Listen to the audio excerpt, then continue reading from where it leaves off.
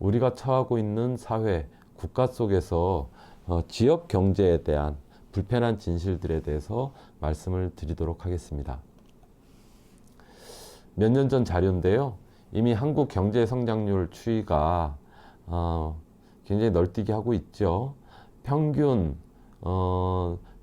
2000년대 들어서 한국의 경제 성장률은 2 내지 3% 성장을 해왔습니다. 해마다. 근데 우리 역사에 있어서 사실은 몇 번의 어려운 시절이 있었죠. 대표적으로 그래프에도 나오는 것처럼 1997년, 98년 IMF 때 한국은 그 당시에 마이너스 5.7% 마이너스 성장을 기록한 적이 있었고요. 2008년 세계 금융위기 때 또한 마이너스 0.6%의 경제 성장률을 기록한 적이 있습니다. 그러면서도 어찌됐든 경제 성장들을 쭉 해오면서 세계 10위권의 경제 대국으로 성장할 수 있었습니다. 그런데 한국의 경제 성장은 계속해서 이렇게 우리의 희망대로 성장만 할 수는 없었죠. 그렇게 성장하지도 못했고요. 3%대에서 2%대로 줄어들었고요. 코로나가 한창인 2020년 올해는 마이너스 경제 성장률을 예상하고 있고요. 내년도 경제 성장률의 예측에 있어서도 마이너스 성장을 예상하고 있습니다. 이 자료인데요. OECD 회원국의 연도별 경제 성장률이고요. 여기에서 2020년 경제 성장률 전망치에 한국은 마이너스 0.8%입니다. 조금 전 자료에서 저희들이 IMF 때 보시면은 마이너스 5.7%까지 떨어졌었고요. 2008년도에 마이너스 0.6%였습니다.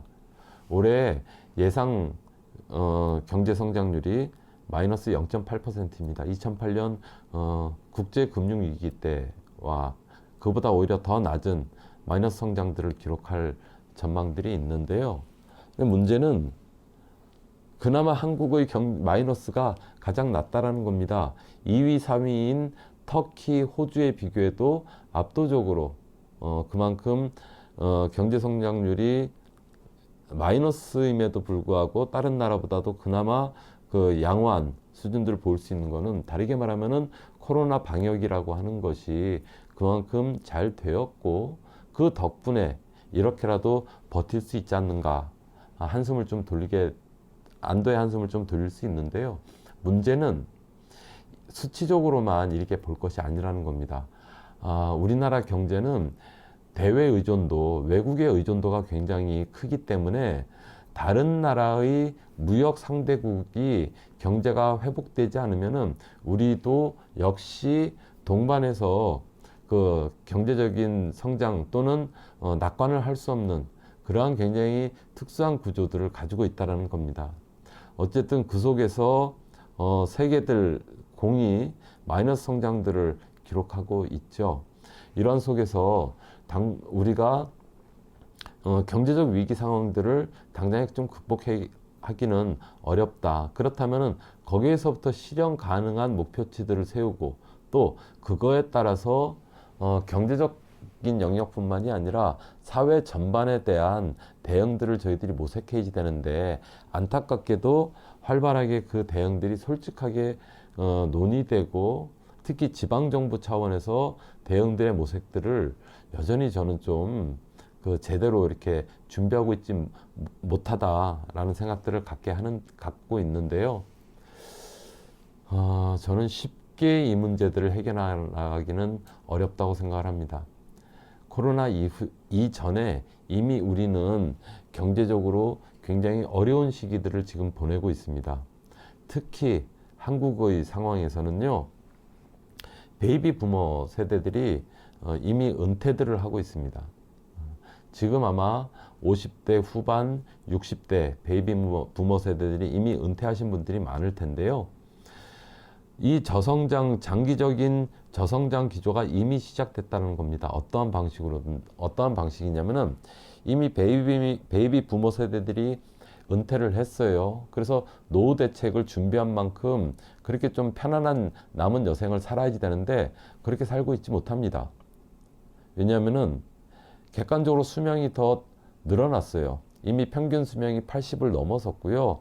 저희들이 젊었을 때 30대, 20, 30대만 해도 내가 은퇴를 하게 되면은 퇴직금에다가 또 연금 등등으로 해서 나이 도후 대책들을 설계하고 계획에 두고 있었는데 막상 우리가 은퇴를 준비하고 또는 은퇴한 시점에 이르러 보니 새로운 상황들이 연출되고 있습니다.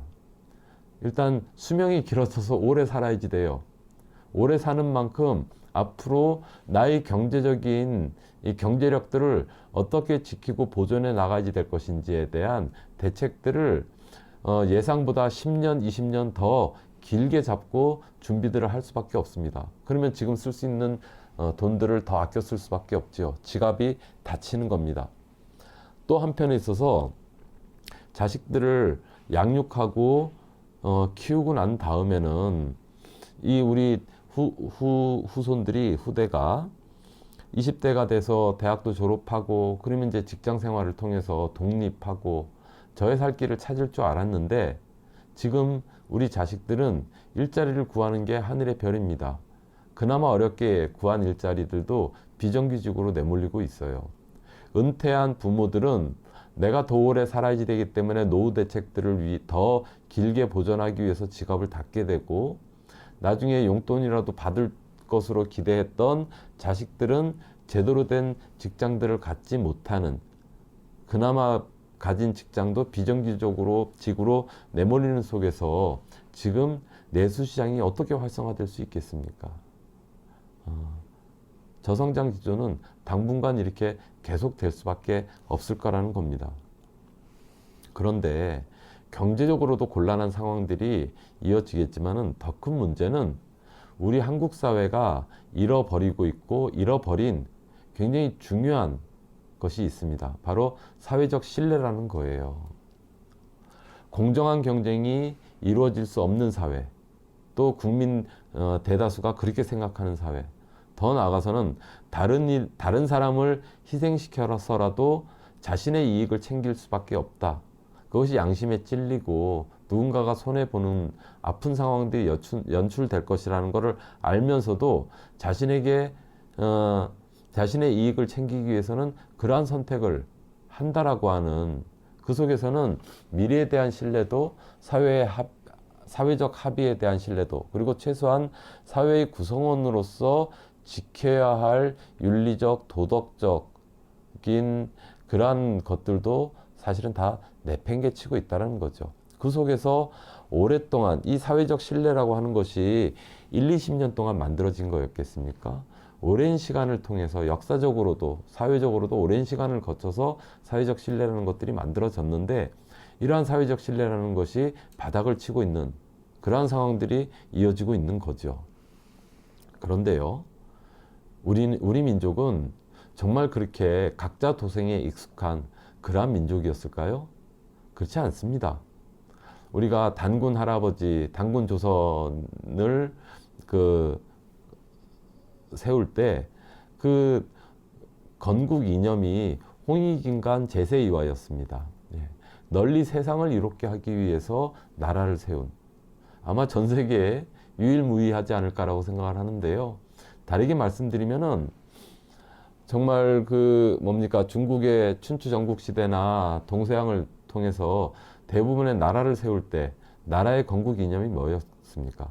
대부분 부국강병이었습니다. 힘 있는 나라를 만들어서 외세의 침략을 막는 것뿐만이 아니라 다른 나라를 공격해서 나라를 더욱더 힘있게 만들고 영토든 무엇이든 확장해서 국민들에게 안정적인 편안한 삶들을 보장해 주겠다라고 하는 그러한 부국강병의 이념이 아니라 우리는 최소한 널리 세상을 이롭게 하기 위해서 나라를 세운 민족이었다는 거죠.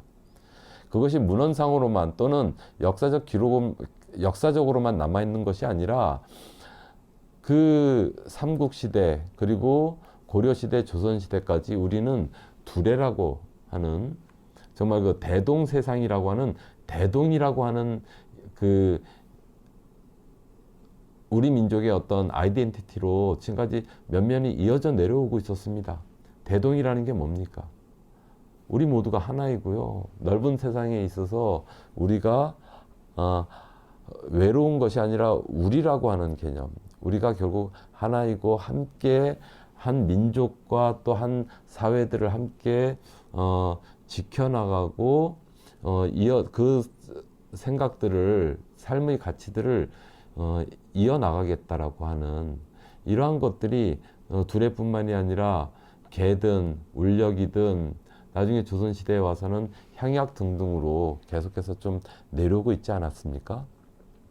그런데 이러한 것이 사실은 1970년대 고도성장 개발 독재 시절에 한번 또 붕괴됐습니다.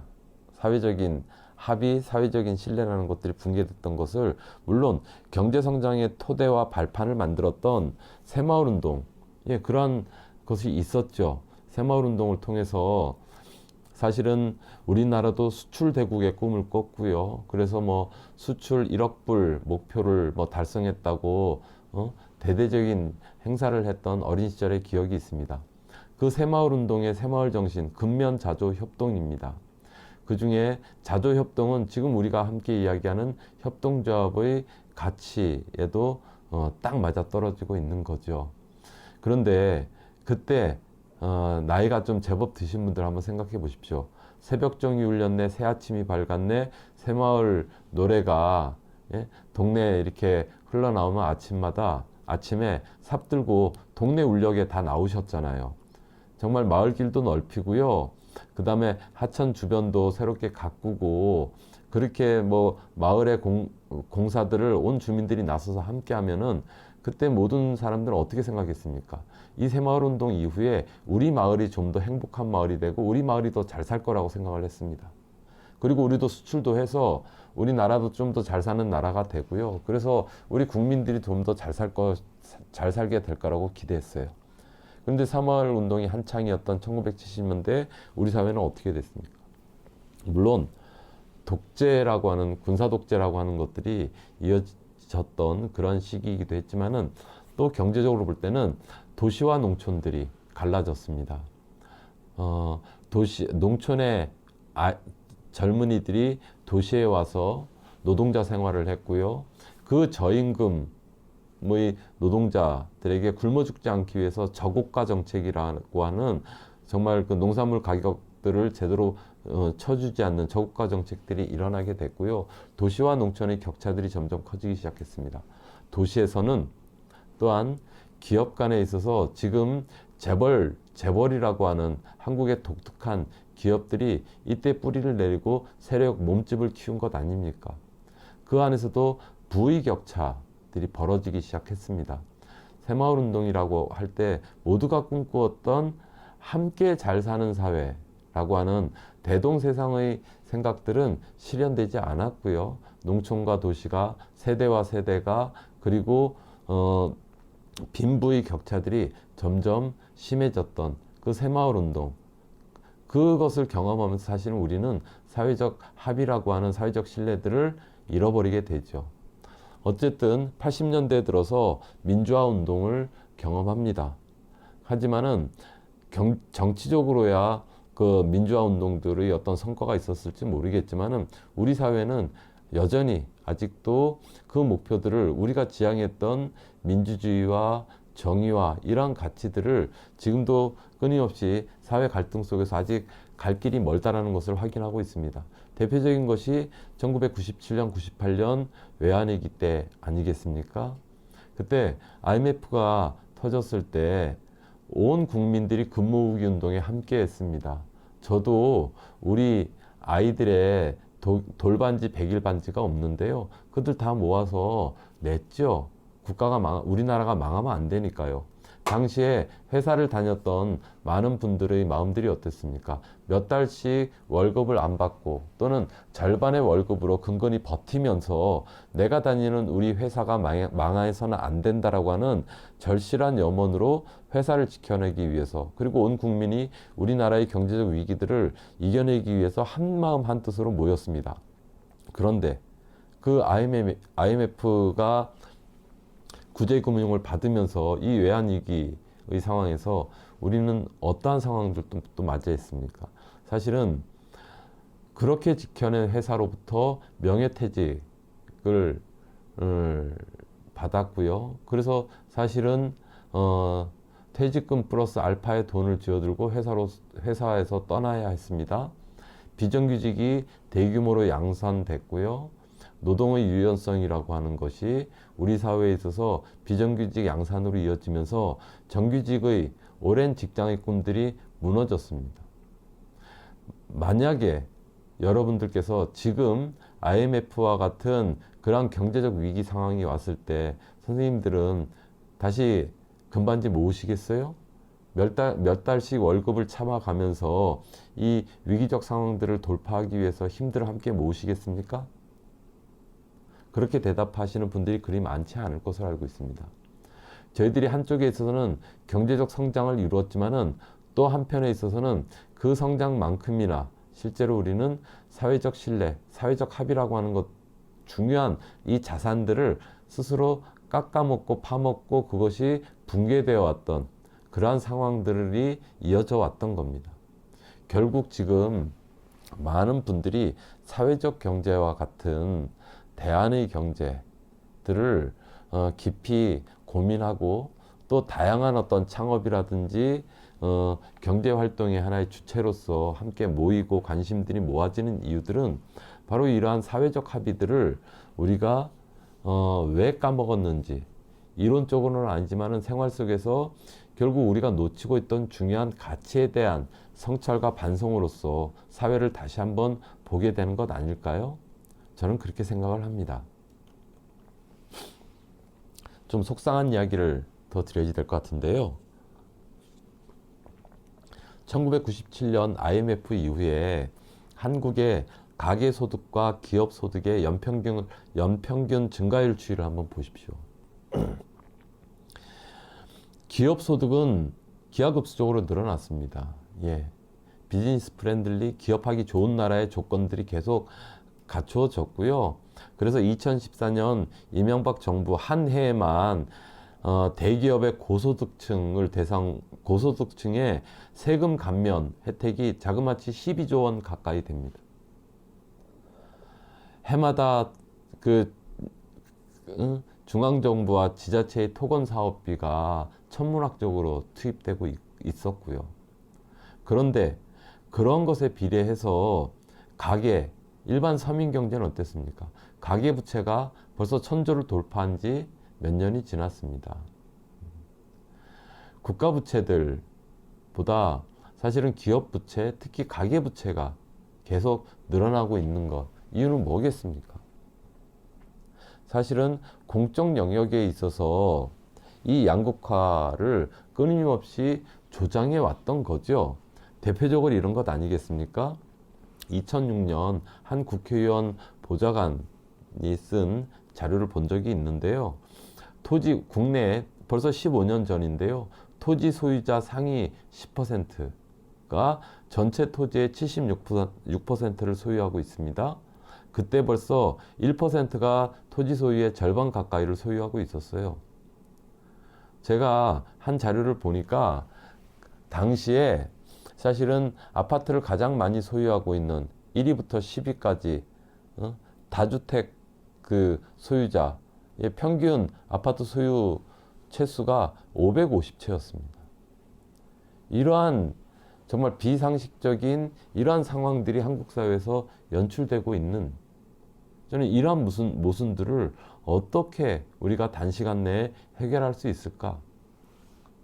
경제에 대한 이러한 불평등 구조는 사실 어제 오늘의 일도 아니지만은 그만큼 사회적 양극화는 계속 점점점 더 심해지고 확대되고 있는 겁니다. 그렇다고 하면은 전라북도 우리 지역 경제의 현실은 어떨까요? 서울 수도권이 블랙홀처럼 모든 사실은 돈을 다 빨아들이고 있다라는 겁니다. 비슷한 통계를 이게 이제 2016년 기준으로 해서 2017년, 18년에 만들어진 자료인데요. 그렇게 따져보면은 그 5년 전에 약 2010년쯤에 전라북도 당시에 역외 유출을 찾아봤을 때 그때는 약 GRDP의 20% 정도였습니다. 전라북도는 그나마 좀 줄었어요. 그런데 보시면은 전북은 그래도 8위이고 약 5조 원 가까운 돈들이 지금 GRDP의 12% 정도가 역외 유출되고 있습니다. 1위는 충남, 경북과 같은 데고요. 2010년대 초반에는 전남, 전북이 1위였었는데요. 충남, 경북이 상대적으로 더 많이 지역에서 벌어들인 돈이 역외로 유출되는 비중이 더 높아진 거죠. 다르게 말하면 이거야말로 결국 서울 수도권으로 빨대 꽂혀 있는 빨대 경제 아닌가요? 지방에서 열심히 벌어들인 돈들이 지역 경제를 위해서 순환되는 것이 아니라 서울 수도권으로 대량으로 유출되고 있는 이러한 상황들. 이러한 속에서 아까 가계부채처럼 개인의 경제도 어렵고요. 국민 개개인도 어렵고 지역 경제도 어렵습니다. 이 지역 경제의 어려운 현실들이 다양한 사회 현상으로 이어지는 것 아니겠습니까? 바로 도농 간의 소득 격차들이 해가 가면 갈수록 점점 벌어지고 있습니다. 도농 간의 소득 격차가 벌어지는 만큼 저희들이 살고 있는 전라북도의 삶의 질 그리고 지역 발전의 지수도 전국의 바닥을 헤매고 있습니다. 똑같은 대한민국 국민인데 2020년을 살아가고 있는 국민으로서 내가 서울에 사느냐 전라북도에 사느냐에 따라서 삶의 질이 이만큼 낮아지고 있다는 거, 불평등 사회가 심화되고 있다는 반증이라고 생각을 하고요. 그러다 보니까 어떻습니까? 농촌 사회에는 세 가지 악순환이 지금도 반복되고 있습니다. 첫 번째, 초고령화 사회, 노인들만 사는 사회가 됐고요. 이 초고령화 사회에 더해서 인구가 급속하게 감소하고 있습니다. 그러면서 궁극적으로 농촌에서 일할 후계 인력이 단절되고 있다는 겁니다. 그 첫 번째, 농가 인구가 농촌에 살고 있는 농민들뿐만이 아니라 농촌의 인구 자체가 계속 줄어들고 있죠. 그러면서 줄어들면서도 65세 이상의 노인들의 인구 비중이 계속 높아지고 있습니다. 인구는 감소하고 초고령화 사회로 가고 있고요. 농가 인구의 급속한 감소를 통해서 감소가 나타나는 게 과소 마을입니다. 인구가 한 마을에 20가구도 안 되는 거죠. 전북과 전남이 전국의 거의 60% 가까이를 차지하고 있고요. 2010년 기준입니다. 어쨌든 그런데 사실은 이거는 전남북만의 문제는 아닙니다. 경북도 굉장히 심각하고요. 정말 그 각 마을별로 따졌을 때 경북, 전남이 오히려 전북보다는 더 심각합니다.